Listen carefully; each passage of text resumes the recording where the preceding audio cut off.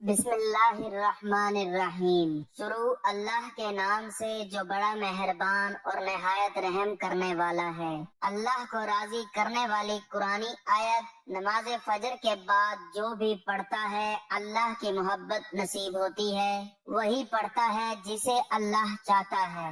سبحان اللہ۔ محترم ناظرین، اللہ پاک کی محبت، اس کا کرم، اس کی رحمت اور اس کا فضل و کرم حاصل کرنے کے بے شمار طریقے ہیں، لیکن اللہ تعالیٰ کو راضی کرنے کے لیے اللہ تعالیٰ نے اپنی پیاری کتاب نبی آخر الزماں حضرت محمد صلی اللہ علیہ وآلہ وسلم پر نازل فرمائی۔ اس میں انسانیت کی فلاح و بہبود کے لیے ہر ایک سورت اور ہر ایک آیت، حتیٰ کہ پورا قرآن ہی اہمیت کا حامل ہے۔ جو لوگ اللہ تعالیٰ کو راضی کرنا چاہتے ہیں اور اس کی محبت نصیب کرنا چاہتے ہیں، وہ آج کی بتائی گئی ایک قرآنی آیت کا وظیفہ نماز فجر کے بعد پڑھ لیں۔ اس سے اللہ کی محبت حاصل ہوتی ہے اور اللہ تعالیٰ اس کی تلاوت، اس کا ورد کرنے والے سے راضی ہو جاتا ہے۔ بعض لوگ اپنے انہی اعمال، ذکر و اذکار اور وظائف کی وجہ سے اللہ تعالیٰ کے ہاں پسندیدہ ہوتے ہیں۔ یہ وظیفہ بھی ایسے ہی خوش نصیب پڑھتے ہیں جسے اللہ چن لیتا ہے۔ تو ناظرین، اگر آپ اللہ پاک کو راضی کرنا چاہتے ہیں اور آپ چاہتے ہیں کہ آپ پر اللہ تعالیٰ کی رحمتیں، برکتیں نازل ہوں، یا اگر آپ کا دل آلودہ ہو چکا ہے، کوئی نیک کام کرنے کو دل نہیں کرتا، آپ اس عمل کو لازمی کریں۔ محترم ناظرین، اعمال کی قبولیت کے لیے رضائے الہی اور اخلاص نیت نہایت ضروری ہے۔ اگر انسان کے پیش نظر اللہ کی خوشنودی نہیں ہے اور وہ محض اپنی ذات کو شہرت کی بلندی تک پہنچانے کے لیے اور قبولیت کا مقام حاصل کرنے کے لیے ہر جائز و ناجائز طریقے اپناتا ہے، تو اللہ رب العزت کی نگاہ میں وہ مردود ہو جاتا ہے۔ جو اللہ تعالیٰ کی ملاقات کی نہ امید رکھتا ہے نہ شوق، ان کا ذکر کرتے ہوئے اللہ تعالیٰ نے ارشاد فرمایا، بے شک وہ لوگ جو ہماری ملاقات کی امید نہیں رکھتے اور وہ دنیا کی زندگی پر خوش ہو گئے اور اس پر مطمئن ہو گئے، اور وہ لوگ جو ہماری آیات سے غافل ہیں، یہی لوگ ہیں جن کا ٹھکانہ جہنم ہے۔ اس کے بدلے جو وہ کمایا کرتے تھے، رب کی رضامندی سب سے بڑی کامیابی ہے۔ ارشاد باری تعالیٰ ہے، وَرِضْوَانٌ مِّنَ اللَّهِ أَكْبَرُ ذَلِكَ هُوَ الْفَوْزُ الْعَظِيمُ، اور اللہ کی رضامندی سب سے بڑی چیز ہے، یہی زبردست کامیابی ہے۔ جنت کی تمام نعمتوں سے بڑی نعمت اللہ کی رضامندی ہے۔ اللہ کی رضامندی جنت کی تمام نعمتوں سے بڑھ کر ہے، یہی بڑی کامیابی ہے، کیونکہ اسی نعمت کی بدولت ان کا ہر مطلوب و مقصود حاصل ہوگا۔ اسی نعمت کی بدولت ان سے ہر خوف دور ہوگا اور ان کے تمام معاملات خوبصورت اور خوشگوار ہوں گے۔ ابو سعید خدری رضی اللہ تعالیٰ عنہ سے روایت ہے کہ نبی صلی اللہ علیہ وآلہ وسلم نے فرمایا، اللہ تعالیٰ جنت والوں سے فرمائے گا، اے جنت والوں، کیا تم خوش ہو گئے؟ وہ عرض کریں گے، اے ہمارے پروردگار، ہم خوش کیوں نہ ہوں؟ تو نے ہمیں وہ کچھ عنایت فرمایا جو اپنی مخلوق میں سے کسی کو نہیں دیا۔ اللہ تعالیٰ فرمائے گا، کیا میں تمہیں ان تمام نعمتوں سے بڑھ کر ایک اور نعمت نہ دوں؟ وہ عرض کریں گے، اب اس سے بڑھ کر اور کون سی نعمت ہو سکتی ہے؟ اللہ تعالیٰ فرمائے گا، میں تمہیں اپنی خوشنودی سے نوازتا ہوں، اب کبھی تم سے ناراض نہیں ہوں گا۔ اللہ تعالیٰ کو راضی کرنے والے اعمال کیسے موجب خیر بنتے ہیں اور اسے ناراض کرنے والے اعمال کس طرح انسان کے لیے تباہ کن ثابت ہوتے ہیں، اس کی وضاحت ایک حدیث قدسی سے ملتی ہے۔ حضرت ابو درداء رضی اللہ تعالیٰ عنہ سے مروی ہے، حضرت ابو درداء رضی اللہ تعالیٰ عنہ سے مروی ارشاد نبوی صلی اللہ علیہ وآلہ وسلم کا مفہوم یہ ہے کہ فرمان الہی ہے کہ میں اللہ ہوں، میرے سوا کوئی معبود نہیں، میں بادشاہ ہوں، میرے سوا کوئی معبود نہیں، میں بادشاہوں کا مالک ہوں، بادشاہوں کا بادشاہ ہوں، لہٰذا اے میرے بندو، ایسی حالت میں ان بادشاہوں کو کوسنے اور انہیں بد دعا دینے کے بجائے میری یاد میں لگ جاؤ، اور حالات میں تبدیلی کے لیے ذکر اور تضرع، رونے اور گڑ گڑانے میں مصروف ہو جاؤ۔ میں ان بادشاہوں کے شر سے حفاظت کے لیے تمہاری کفایت کروں گا، یعنی تمہیں اپنی نصرت سے نوازوں گا۔ بلا شبہ گناہ کا ارتکاب چاہے صغیرہ ہو یا کبیرہ اللہ کی نافرمانی ہے۔ اگر اس کی معافی نہیں ہوئی تو انسان دنیا میں بھی اس کے وبال سے محفوظ نہیں رہ سکتا، اس کا خمیازہ کسی نہ کسی صورت میں اسے بھگتنا پڑتا ہے یا پڑے گا۔ قرآن و حدیث سے یہ واضح ہوتا ہے کہ برے اعمال یا گناہ کے کام اللہ کی ناراضی کا سبب بنتے ہیں اور ان کا وبال پریشانیوں اور مصیبتوں کی صورت میں ظاہر ہوتا ہے۔ خشکی اور تری میں ہر طرف فساد برپا ہو گیا لوگوں کے کرتوتوں کی وجہ سے، تاکہ وہ انہیں ان کے بعض اعمال کا مزہ چکھائے، شاید وہ اللہ سے رجوع کر لیں اور برے اعمال سے باز آ جائیں۔ صاحب معارف القرآن تفسیر روح المعانی کے حوالے سے اس آیت کی تفسیر میں رقم تراز ہے۔ فساد سے مراد قحط اور وبائی امراض اور آگ لگنے اور پانی میں ڈوبنے کے واقعات کی کثرت اور ہر چیز کی برکت کا مٹ جانا، نفع بخش چیزوں کا نفع کم، نقصان زیادہ ہو جانا وغیرہ آفات ہیں۔ اور اس آیت سے معلوم ہوا کہ ان دنیاوی آفات کا سبب انسان کے گناہ اور اعمال بد ہوتے ہیں۔ یہی مضمون ایک دوسری آیت میں اس طرح آیا ہے، تمہیں جو بھی مصیبت پہنچتی ہے وہ تمہارے ہاتھوں کی کمائی کے سبب ہے، یعنی ان معاصی کے سبب جو تم کرتے رہتے ہو، اور بہت سے گناہوں کو تو اللہ تعالیٰ معاف ہی کر دیتے ہیں۔ مطلب یہ ہے کہ اس دنیا میں جو مصائب اور آفات تم پر آتی ہیں ان کا حقیقی سبب تمہارے گناہ ہوتے ہیں، گرچہ دنیا میں نہ ان گناہوں کا پورا بدلہ دیا جاتا ہے اور نہ ہر گناہ پر مصیبت و آفت آتی ہے، بلکہ بہت سے گناہوں کو تو معاف کر دیا جاتا ہے، بعض گناہ پر ہی گرفت ہوتی ہے اور آفت و مصیبت بھیج دی جاتی ہے۔ اگر ہر گناہ پر دنیا میں مصیبت آیا کرتی تو ایک انسان بھی زمین پر زندہ نہ رہتا، مگر ہوتا یہ ہے کہ بہت سے گناہوں کو حق تعالیٰ معاف ہی فرما دیتے ہیں، اور جو معاف نہیں ہوتے ان کا بھی پورا بدلہ دنیا میں نہیں دیا جاتا بلکہ تھوڑا سا مزہ چکھایا جاتا ہے، جیسا کہ سورہ روم کی آیت نمبر 30 کے آخر میں فرمایا، تاکہ چکھا دے اللہ تعالیٰ کچھ حصہ ان کے برے اعمال کا۔ مذکورہ بالا آیت کی اس ترجمانی کے حوالے سے یہ اشکال ہو سکتا ہے کہ انبیاء کرام علیہم السلام اور اللہ کے نیک و متقی بندے بھی مصائب و مشکلات سے دوچار ہوتے رہے ہیں، جبکہ وہ تو گنہگار نہیں ہے۔ اس کا جواب مفسرین نے اس طور پر دیا ہے کہ آیت میں گناہوں کو مصائب کا سبب ضرور بتایا گیا ہے، لیکن اسے علت تامہ یا سبب واحد کے طور پر نہیں ذکر کیا گیا ہے، یعنی اس کا یہ مطلب نہیں ہے کہ جب بھی کسی پر کوئی مصیبت آ پڑے اس کا گناہگار ہونا لازم ہے۔ بعض اوقات مصائب اور مشکلات آزمائش و امتحان اور اس سے کامیابی کے ساتھ گزر جانے کی صورت میں رفع درجات کے لیے ہوتی ہے۔ انبیاء کرام علیہ السلام کے تعلق سے مصائب اور پریشانیوں سے یہی مقصود رہا ہے، اور کسی بھی دور میں نیک لوگوں کے مصائب و پریشانی سے دوچار ہونے پر ان کی یہی علت یا حکمت سمجھنی چاہیے۔ اوپر کی باتوں سے یہ حقیقت کھل کر سامنے آتی ہے کہ انسان کے لیے مصائب و مشکلات سے نجات کا واحد ذریعہ یہ ہے کہ وہ رب کریم کو راضی کر لے، یعنی اپنے آپ کو ان تمام کاموں سے دور رکھے جنہیں اللہ تعالیٰ ناپسند فرماتا ہے۔ بلا شبہ گناہوں سے بچنے سے اللہ کی خوشنودی نصیب ہوتی ہے اور یہ بالآخر موجب رحمت و قربت الہی بنتی ہے۔ یہاں یہ واضح رہے کہ سورۃ البقرہ میں اوامر یا نواہی کے ذکر کے بعد 9 مقامات پر فرمان الہی ہے۔ واتقوا اللہ، اس آیت کا ترجمہ مختلف طور پر اللہ سے ڈرو، اللہ کی نافرمانی سے پرہیز کرو، اللہ کی ناراضی سے بچو، اللہ کے غضب سے بچو کیا جاتا ہے۔ حقیقت یہ کہ یہ اللہ کا خوف ہی ہے جو انسانوں کو اللہ رب العزت کی نافرمانی، اس کی ناراضی کے کاموں یا اس کے غضب سے بچنے پر ابھارتا ہے۔ اسی ضمن میں اس جانب متوجہ کرنا بھی مناسب معلوم ہوتا ہے کہ گناہ کا ایک دنیاوی وبال یہ بھی ہے کہ اس کی وجہ سے انسان نیک عمل کی توفیق سے محروم ہو جاتا ہے، اور گناہ سے بچنے کا ایک فیض یہ ہے کہ اس سے نیک اعمال کی توفیق نصیب ہوتی ہے۔ یہ نقطہ خود قرآن کریم کی بعض آیات سے سامنے آتا ہے۔ سورۃ المؤمنون کی آیت 51، اے رسولو پاک چیزیں کھاؤ اور عمل صالحہ کرو، بے شک میں اس سے باخبر ہوں جو تم کرتے رہتے ہو کی تفسیر میں مولانا مفتی محمد شفیع رحمت اللہ علیہ نے یہ واضح فرمایا ہے۔ علماء نے فرمایا کہ ان دونوں پاک روزی اور عمل صالحہ کو ایک ساتھ لانے میں اس طرف اشارہ ہے کہ حلال غذا کا عمل صالح میں بڑا دخل ہے۔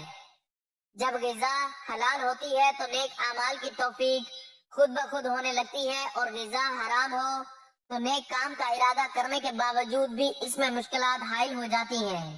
بلا شبہ حرام مال کمانا اور اسے استعمال کرنا سخت گناہ ہے۔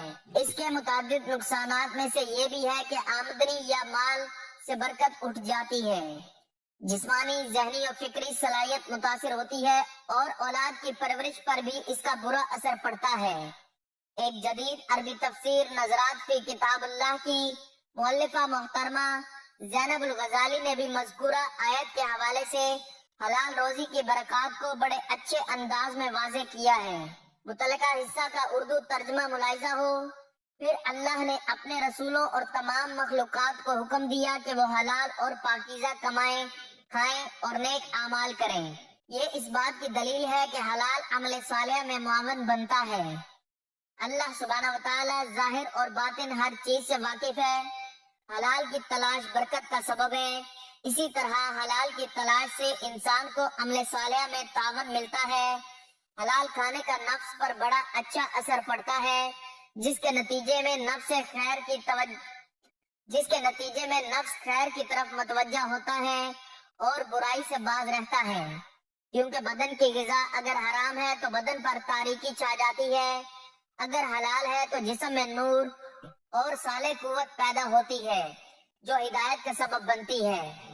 زینب الغزالی دعا کی قبولیت، مزید یہ کہ گناہوں سے اجتناب کی ایک بہت بڑی برکت یہ ہے کہ اس سے دعاؤں کی قبولیت کی راہ ہموار ہوتی ہے، یعنی رزق حلال استجابات دعا کا مستحق بناتا ہے۔ دوسری جانب یہ بھی لائق توجہ ہے کہ حرام کمائی دعاؤں کی قبولیت میں حارج بنتی ہے۔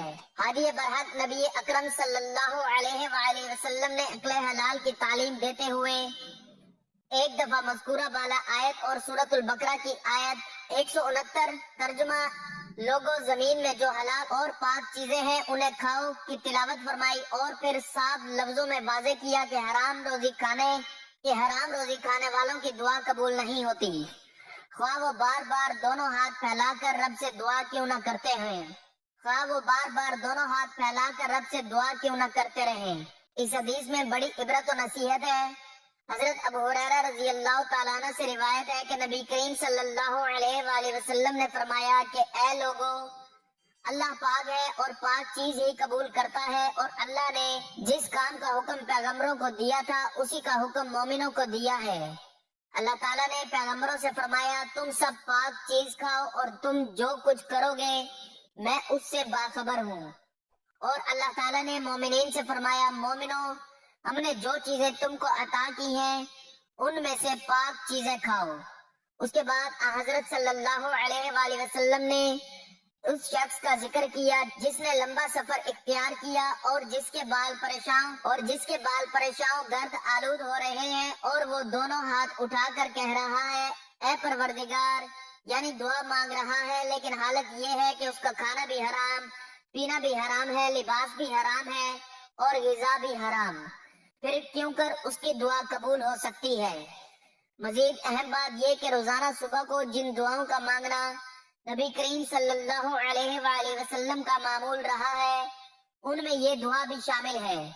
اللہم انی اسألک علما نافعا ورزقا طیبا وعملا متقبلا، اے اللہ میں تجھ سے نفع بخش علم، پاک روزی اور تیری بارگاہ میں مقبول عمل کا سوال کرتا ہوں۔ نبی کریم صلی اللہ علیہ وآلہ وسلم جن چیزوں کی توفیق طلب فرماتے تھے ان کے موجب خیر و برکت ہونے میں کیا شبہ ہو سکتا ہے؟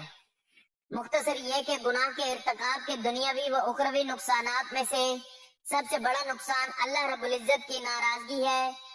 سچ یہ کہ جس سے اللہ ناراض ہو جائے اسے کہاں پناہ مل سکتی ہے۔ بلا شبہ ہر انسان ہر حال میں اللہ کی مدد کا محتاج ہوتا ہے اور ہر ایک اس کی نصرت کا طلبگار ہوتا ہے۔ قرآن کا صاف صاف اعلان ہے اے لوگو تم سب ہی اللہ کے محتاج ہو اور اللہ بے نیاز اور اللہ ہر حال میں لائق حمد و ستائش ہے۔ موجودہ حالات میں جبکہ طرح طرح کے مصائب و مسائل کا سامنا ہے، اللہ سے رجوع اور اس کی نصرت طلب کرنے کی ضرورت اور زیادہ بڑھ گئی ہے۔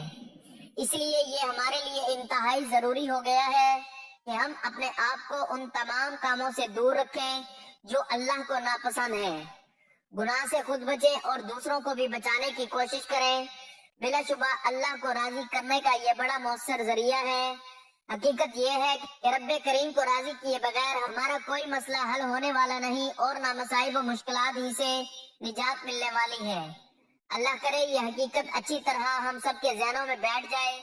جو بندہ دنیا کی عارضی زندگی گزارتے ہوئے اللہ تعالیٰ پر راضی ہو جاتا ہے کہ اللہ نے اسے جس حال میں رکھا ہے وہ اسی میں اللہ سے راضی ہے، کوئی شکوہ نہیں کرتا، کوئی شکایت نہیں کرتا، بلکہ ہر وقت اللہ تعالیٰ کا شکر ادا کرتا رہتا ہے، ایسے بندے کی بہت زیادہ فضیلت ہے۔ نبی صلی اللہ علیہ وآلہ وسلم نے سیدنا ابو ہریرہ رضی اللہ تعالیٰ عنہ کو جو 5 نصیحتیں کی ہیں، ان میں سے ایک نصیحت یہ بھی ہے کہ اللہ سے راضی رہنا ہے، اللہ تعالیٰ کی تقسیم پر راضی رہو، سب لوگوں سے زیادہ بے نیاز رہو گے۔ یعنی اللہ تعالیٰ نے جو کچھ آپ کی قسمت اور آپ کے مقدر میں لکھ دیا ہے اس پر دل و جان سے راضی ہو جاؤ، اس کا فائدہ یہ ہوگا کہ تم سب لوگوں سے زیادہ بے نیاز ہو جاؤ گے۔ حضرت انس رضی اللہ تعالیٰ عنہ سے روایت ہے، انہوں نے فرمایا ہم رسول اللہ صلی اللہ علیہ وآلہ وسلم کے ساتھ ابو سیف لوہار کے ہاں گئے جو حضرت ابراہیم علیہ السلام کا رضائی باپ تھا۔ رسول اللہ صلی اللہ علیہ وآلہ وسلم نے حضرت ابراہیم کو لے کر بوسہ دیا اور اس کے اوپر اپنا منہ رکھا۔ اس کے بعد ہم دوبارہ ابو سیف کے ہاں گئے تو حضرت ابراہیم رضی اللہ تعالیٰ عنہ حالت نزاع میں تھے۔ رسول اللہ صلی اللہ علیہ وآلہ وسلم کی آنکھیں اشک بار ہوئیں۔ حضرت عبد الرحمن بن عوف رضی اللہ تعالیٰ عنہ نے عرض کیا، اے اللہ کے رسول صلی اللہ علیہ وآلہ وسلم، آپ بھی روتے ہیں؟ آپ صلی اللہ علیہ وآلہ وسلم نے فرمایا، اے ابن عوف، یہ تو ایک رحمت ہے۔ پھر آپ صلی اللہ علیہ وآلہ وسلم نے روتے ہوئے فرمایا، آنکھ اشک بار اور دل غمزدہ ہے، لیکن ہم کو زبان سے وہی کہنا ہے جس سے ہمارا مالک راضی ہو۔ اے ابراہیم، ہم تیری جدائی سے یقیناً غمگین ہے۔ اللہ کے رسول صلی اللہ علیہ وآلہ وسلم نے فرمایا، اللہ تعالیٰ اپنے بندے کو جو کچھ عطا کرتا ہے اس کے ذریعے اپنے بندے کو آزماتا ہے، بس جو اس پر راضی ہو جاتا ہے، جو اللہ نے اس کے لیے حصہ مقرر فرمایا، تو اللہ اس حصے میں اپنے اس بندے کے لیے برکت دیتا ہے اور اس میں وسعت دیتا ہے، اور جو کوئی راضی نہیں ہوتا اس کے لیے برکت نہیں دی جاتی۔ تو محترم ناظرین، آج کا وظیفہ ہے قرآن پاک کی ایک خوبصورت آیت کا وظیفہ ہے۔ یہ آیت کے ساتھ ایک دعا بھی ہے۔ اگر آپ اس دعا کو پڑھ لیتے ہیں اور اللہ تعالیٰ سے یہ دعا پڑھ کر جو کچھ مانگتے ہیں تو انشاءاللہ اللہ تعالیٰ اس دعا کی برکت سے آپ کو وہ تمام چیزیں عطا کرے گا جس چیز کی آپ کو ضرورت ہے۔ یہ دعا پڑھنے سے اللہ تعالیٰ راضی ہوتا ہے، یہ وظیفہ کرنے سے اللہ تعالیٰ کی محبت، اس کی خوشنودی حاصل ہوتی ہے، اللہ تعالیٰ کا قرب اور اس کی رحمت کا ذریعہ یہ وظیفہ بن جاتا ہے، اور اللہ تعالیٰ اپنے پسندیدہ بندوں کو ہی یہ وظیفہ کرنے کی توفیق دیتا ہے۔ اس قرآنی آیت کا وظیفہ آپ نے نماز فجر کے بعد پڑھنا ہے۔ جب آپ نماز پڑھ کے ادا کر لیں تو اس کے بعد جائے نماز پر بیٹھے بیٹھے آپ نے اس کو پڑھ لینا ہے۔ اس وظیفے کے بہت سے فوائد ہیں۔ یہ قرآنی آیت اور دعا کون سی ہے؟ یہ دعا صحیح حدیث میں سیدنا انس بن مالک رضی اللہ تعالیٰ عنہ سے مروی ہے کہ نبی صلی اللہ علیہ وآلہ وسلم نے سیدہ فاطمہ رضی اللہ تعالیٰ عنہ کو فرمایا، جو تاکیدی بات میں تمہیں اب کرنے لگا ہوں، اسے سننے سے تمہیں کوئی چیز نہ روکے، یا اسے صبح و شام پڑھنے سے کوئی چیز مانے نہ ہو۔ یا حی یا قیوم برحمتک استغیث۔ ترجمہ، اے ہمیشہ سے زندہ ذات، اے ہر چیز کو قائم رکھنے والی ذات، میں تجھ سے تیری ہی رحمت کا واسطہ دے کر مدد طلب کرتا ہوں، میرے سارے معاملات سنوار دے۔ یہ دعا اللہ رب العالمین کے لیے عبودیت ثابت کرنے والی عظیم دعاؤں میں شامل ہے۔ اس دعا میں اللہ تعالیٰ کے اسماء و صفات کا وسیلہ بھی شامل ہے۔ اس میں یہ ذکر کیا گیا ہے کہ اللہ تعالیٰ ہمیشہ سے زندہ ہے اور دوسروں کو قائم دائم رکھنے والا ہے، وہی رحم کرنے والا اور نہایت مہربان ہے۔ تمام کے تمام بندے اللہ تعالیٰ کے قیوم ہونے کی وجہ سے مدد اور تائید اسی سے ہی مانگتے ہیں۔ اللہ تعالیٰ کی تمام چیزوں سے وسیع رحمت کا واسطہ دے کر غوث طلب کرتے ہیں اور اللہ تعالیٰ سے امید رکھتے ہیں کہ انہیں دنیا و آخرت میں خوشحالی کے اسباب عطا کر دے۔ محترم ناظرین، آپ نے وظیفہ شروع کرنے سے پہلے درود پاک پڑھنا ہے۔ درود پاک آپ کوئی سا بھی پڑھ سکتے ہیں، لیکن درود ابراہیمی کی فضیلت زیادہ ہے، اسی لیے ثواب کی نیت سے ایک بار میرے ساتھ بھی درود پاک پڑھ لیں۔ اللہم صلی علی محمد وعلی آل محمد کما صلیت علی ابراہیم وعلی آل ابراہیم انک حمید مجید۔ اللہم بارک علی محمد وعلی آل محمد کما بارکت علی ابراہیم وعلی آل ابراہیم انک حمید مجید۔ درود پاک پڑھنے کے بہت سے فضائل و برکات ہیں۔ کسی بزرگ نے ایک شخص کو انتقال کے بعد خواب میں دیکھ کر پوچھا، ما فعل اللہ، یعنی اللہ پاک نے آپ کے ساتھ کیا معاملہ فرمایا؟ کہا، اللہ پاک نے مجھے بخش دیا۔ پوچھا کس سبب سے؟ بولا، میں ایک محدث صاحب کے یہاں حدیث پاک لکھا کرتا تھا، انہوں نے نور کے پیکر صلی اللہ علیہ وآلہ وسلم پر درود پاک پڑھا تو میں نے بلند آواز سے درود پاک پڑھا، نیز حاضرین نے سنا تو انہوں نے بھی درود پاک پڑھا، تو اللہ پاک نے اس کی برکت سے ہم سب کو بخش دیا ہے۔ درود پاک پڑھنے کے بعد آپ نے 40 مرتبہ یا حی یا قیوم برحمتک استغیث پڑھنا ہے۔ 40 مرتبہ یہ دعا پڑھنے کے بعد آپ نے 33 مرتبہ استغفر اللہ استغفر اللہ استغفر اللہ پڑھنا ہے، اور اس کے بعد آپ نے 3 مرتبہ سورہ اخلاص کی تلاوت کرنی ہے۔ قل هو اللہ احد اللہ الصمد لم یلد ولم یولد ولم یکن لہ کفوا احد۔ سورہ اخلاص اللہ تعالیٰ کی وحدانیت کو ظاہر کرتی ہے، اللہ تعالیٰ کو واحد اکیلا ماننا، اس کے ساتھ کسی کو شریک نہ ٹھہرانا ہی اس کو راضی کرنے کا سبب بنتا ہے۔ سورہ اخلاص پڑھنے کے بعد آپ نے درود پاک پڑھنا ہے جو شروع میں پڑھا تھا۔ اس کے بعد آپ نے اللہ تعالیٰ سے دعا مانگنی ہے، آپ کی کوئی بھی حاجت ہو، کوئی بھی پریشانی ہو، آپ کی کوئی بھی دلی خواہش ہو، اس کی آپ نے اللہ تعالیٰ سے دعا مانگنی ہے۔ انشاءاللہ اس عمل کی برکت سے آپ کی دعا اللہ تعالیٰ قبول کرے گا، کیونکہ یہ وظیفہ اللہ تعالیٰ کی محبت حاصل کرنے کا اور اللہ تعالیٰ کو راضی کرنے کا بہترین طریقہ ہے کہ جس سے آپ اس کی خاص رحمت و شفقت حاصل کرنے کے حامل قرار پاتے ہیں۔ محترم ناظرین، آپ یا حی یا قیوم برحمتک استغیث کا ورد پریشانی کے وقت بھی کر سکتے ہیں۔ نیز 5 وقتہ نماز اور استغفار کا اہتمام کریں۔ رسول اللہ صلی اللہ علیہ وآلہ وسلم پریشانی کے وقت نماز کی طرف متوجہ ہو کر اللہ پاک سے دعا کرتے تھے۔ مسلمان کے لیے رسول اللہ صلی اللہ علیہ وآلہ وسلم کے عمل میں بہترین نمونہ ہے، اور استغفار کی کثرت سے مسائل حل ہونے کا وعدہ قرآن و حدیث میں موجود ہے۔ روزانہ نماز فجر کے بعد صرف 40 مرتبہ یا حی یا قیوم برحمتک استغیث پڑھ کر اللہ تعالیٰ سے دعا مانگیں، انشاءاللہ اللہ پاک آپ سے راضی ہو جائے گا۔ اس عمل کی برکت سے اللہ پاک آپ کی ہر طرح کی جائز حاجت کو، آپ کی دعاؤں کو پورا فرمائے گا انشاءاللہ۔ میری اللہ تعالیٰ سے دعا ہے کہ اللہ تعالیٰ میرا سنانا اور آپ کا سننا اپنی پاک بارگاہ الہی میں قبول و منظور فرمائے، آمین۔ اللہ تعالیٰ ہم سب کو نیک عمل کرنے کی توفیق عطا فرمائے، آمین ثم آمین۔ ناظرین، کمنٹ میں اللہ تعالیٰ کے 99 ناموں میں سے ایک نام ضرور لکھیں۔ اللہ تعالیٰ ہم سب کا حامی و ناصر ہو، آمین، جزاک اللہ۔